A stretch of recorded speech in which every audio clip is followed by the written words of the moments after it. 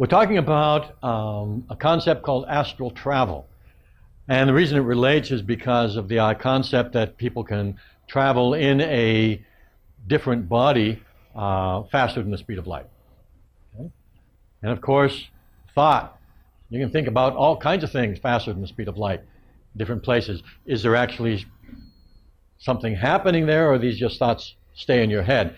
That is controversial depending on what you believe, people believe. But this astral travel idea is an ancient idea that we find all around the world, including in Hawaiian culture. Is the idea that you can travel outside of your body. In different cultures have different words for it. In the occult tradition, it was called, of the West, it was called an astral body. And the reason it was called an astral body was because those who could see it, for those who could see it, it looked star-like. It was fiery. It was brilliant, and so it was called astral. And that's one of the sources. And so people all over the world have this experience of not only, if it's clairvoyance, that means you're someplace but you don't feel like you're in a body.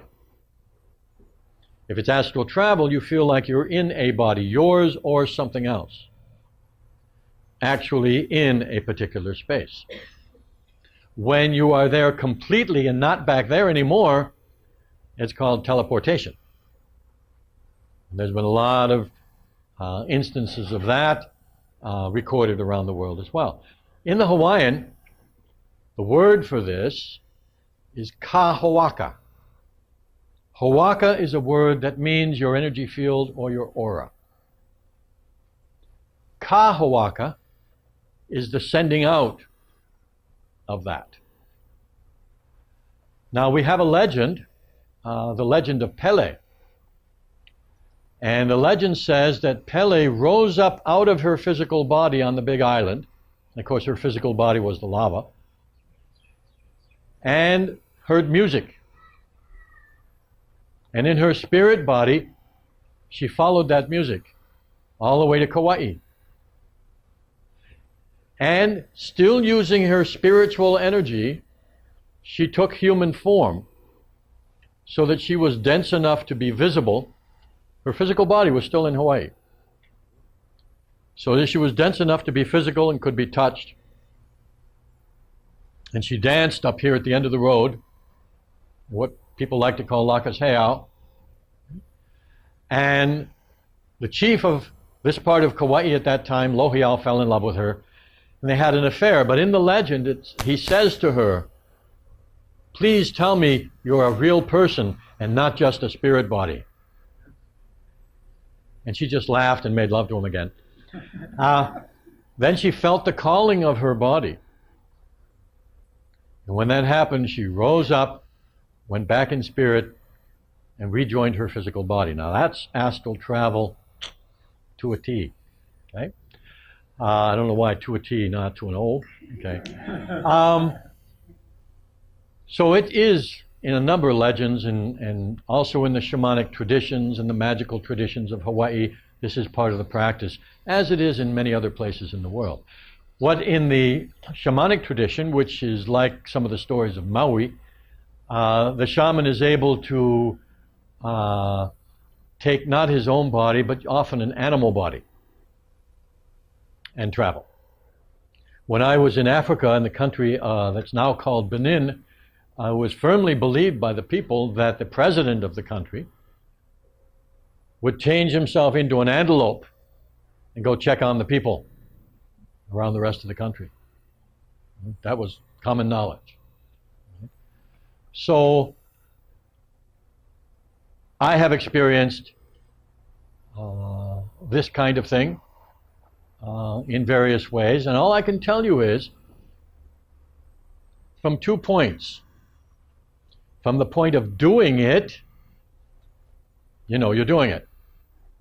You're there, you can interact. If you become dense enough, you can even influence. From the point of seeing, you can see somebody and watch them disappear. Or you can see what seems to be a ghostly form. Speaking of ghost, the oldest word for ghost means God. Just thought I'd throw that in. So we have this energy of ours. Now how can we do it? How could this be explained? What is it that leaves? If we look at the Hawaiian word, we get a clue. Because kahawaka means to send out like a vine. So what you're doing is not separating from yourself. You're actually extending yourself and including your consciousness with it. Now this fits beautifully with the idea that if this is an infinite universe, which is a primary assumption we use, then we are infinite too. And your energy doesn't end anywhere. It's everywhere. It's just focused here. And so if you can increase the amplitude, shift your conscious focus, why you can form an energy body out of your own substance anywhere you like. Theoretically, if you figure out how to do it. Well, then why doesn't it get all mixed up?